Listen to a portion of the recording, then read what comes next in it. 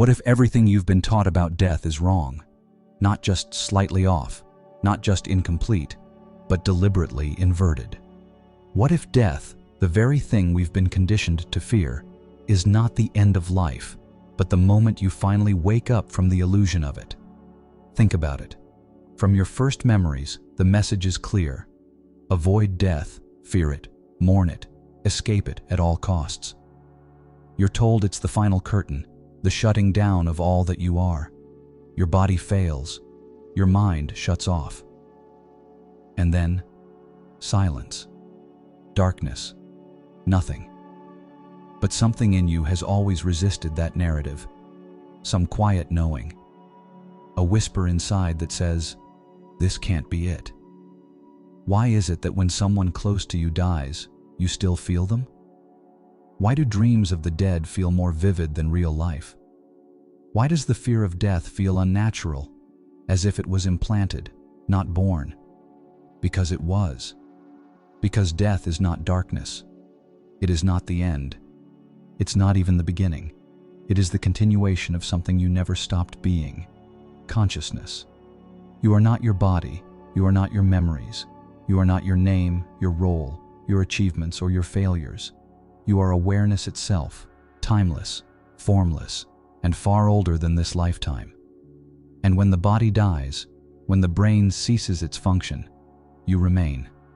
Not metaphorically, not symbolically, literally. You shift.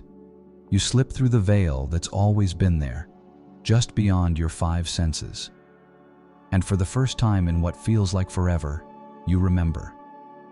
You remember that this life was a dream, a test, a mission, a story you wrote and agreed to live out.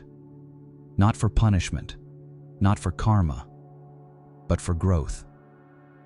The death you've feared is actually the moment of return, back to source, back to soul, back to who and what you've always been.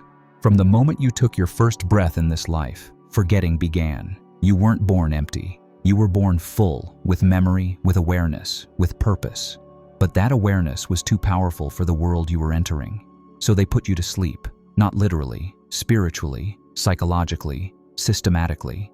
The walls of a nursery became your first boundaries. Then came a name, a gender, a nationality, a religion. Each one a label, each one a limitation. You were handed an identity before you ever got the chance to ask who you really are. And as you grew, the programming deepened. You were told what to believe, what to fear, what's real and what's nonsense. You were taught that life is a one-way street. Birth, school, work, death. Anything beyond that was fantasy. But the soul doesn't live in straight lines. It doesn't obey clocks or calendars. It doesn't recognize labels. It knows in cycles, in patterns, in energetic truths. And the moment you die, that truth floods back. When the body falls away, when the breath ceases, when the illusion of separation dissolves, what remains is you. Not the version of you shaped by years of fear, trauma, or ambition, but the original you, the witness, the observer, the architect behind the avatar. And that's when the real journey begins, the in-between. Some call it the void, others the bridge. It's not a place, not exactly. It's a field of consciousness, outside of time, where souls gather to review the life they just lived. And it's not like watching a movie. It's not passive. You feel it, every moment, every thought, every word you spoke, every choice, every ripple, every time you caused pain or offered love. You don't just see it, you become it. And you finally understand what none of your teachers could explain. That every encounter was a mirror. That every struggle had a purpose. That the life you thought was random was a lesson your soul chose with perfect precision. This is not punishment, this is evolution. You were never here to win, you were here to remember. But not every soul passes easily through that space. Some get stuck. Not because they're being punished, but because they're still holding on to regret, to guilt, to pain, to identity, to the illusion of control they had in the world they just left. These souls, lost, restless, wandering, are not damned. They are simply confused. They are souls who couldn't let go of the story they wrote. Souls who believed the role was real and forgot they were the author. Some cling to the physical world. They hover near people, places, objects, not out of malice, but out of longing. For closure, for connection, for unfinished business. Others spiral into their own unresolved emotions, a kind of echo chamber of consciousness where shame or anger loops again and again.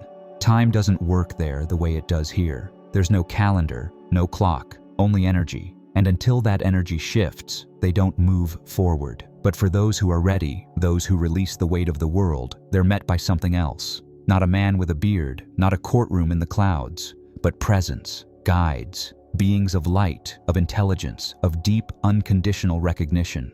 These are not gods. They are not saviors. They are more like memory, manifested. They are fragments of your own higher self, showing you what you already know but forgot. Together, you begin the deeper review, the soul contract, the blueprint behind the life you just lived. Why you chose your parents, why you experienced loss at that age, why love never worked out, or why it did only once you let go of everything.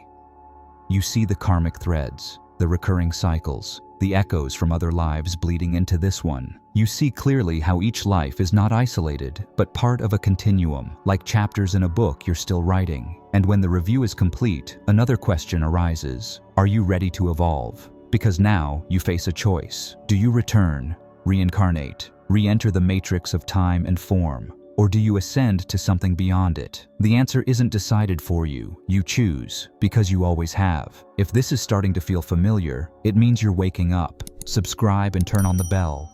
The remembering continues.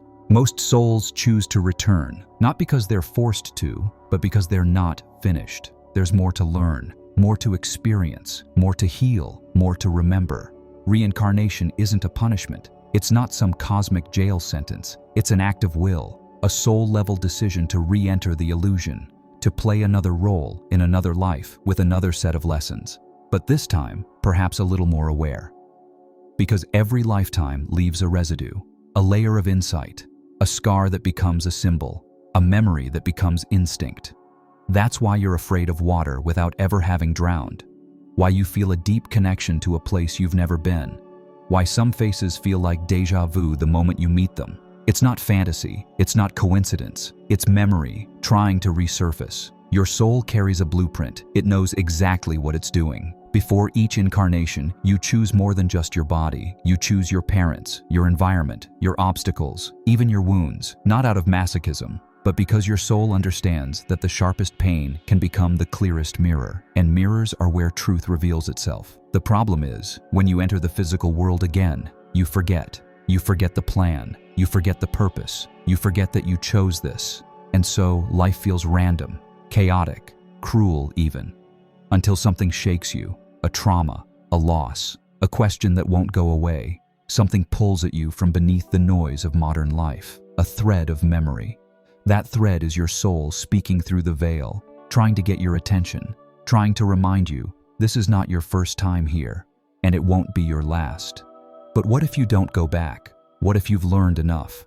What if you're ready to break the cycle? Then another path opens, not forward, not backward, inward. Because what lies beyond reincarnation is not more lifetimes. It's the end of forgetting. It's total remembrance. Beyond the cycle of birth and death lies something few ever speak of. Not because it's unknowable, but because it's inaccessible to the mind that still clings to form. You've heard it called by many names. The higher realms, the spirit world, the fifth dimension, the seat of source. But all of those are just metaphors, limited words for something limitless. What really exists beyond the veil is not a place. It's not made of light, clouds, or ethereal cities. It's awareness itself, unfiltered, unbound, unfragmented. You see, in this life, awareness is focused through a lens. A narrow beam of perception filtered through the brain, the ego, the senses. But once that lens dissolves, once the role ends and the character steps off the stage, you remember that you were never just one perspective. You were always the whole field.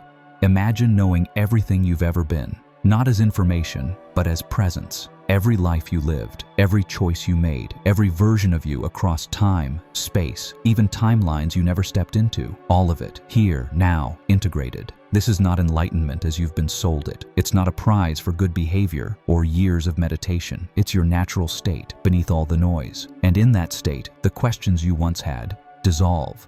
Who am I? Why am I here? What happens when I die?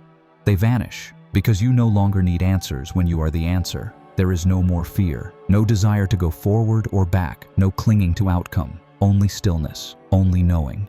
But here's the paradox. Even this isn't the end.